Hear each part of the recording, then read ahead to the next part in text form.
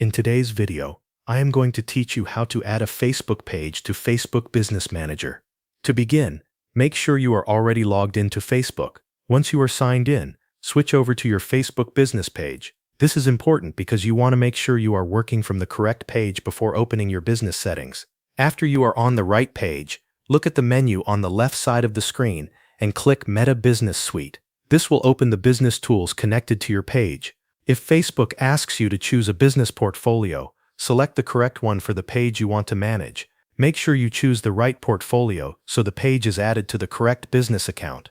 Once you are inside Meta Business Suite, go to the sidebar and scroll down until you see Settings.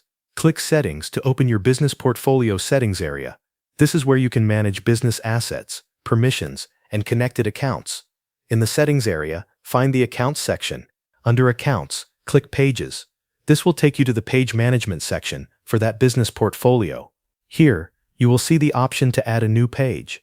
Click Add, and then choose Add an existing page.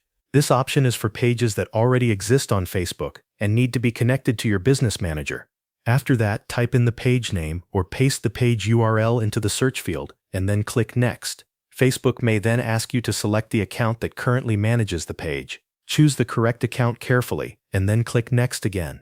This helps Facebook confirm that you have the proper access to request or connect that page. You will now see a review screen with the details of your request. Take a moment to confirm that everything is correct. If Facebook shows any terms or permissions, read through them and accept them if required. When everything looks right, click Add Page to finish the process. After that, the page will be submitted or added to your business portfolio, depending on your level of access and whether any approval is needed. Once the page is connected, you can manage it from inside Meta Business Suite and Business Manager. Thanks for watching. That covers everything you need to know.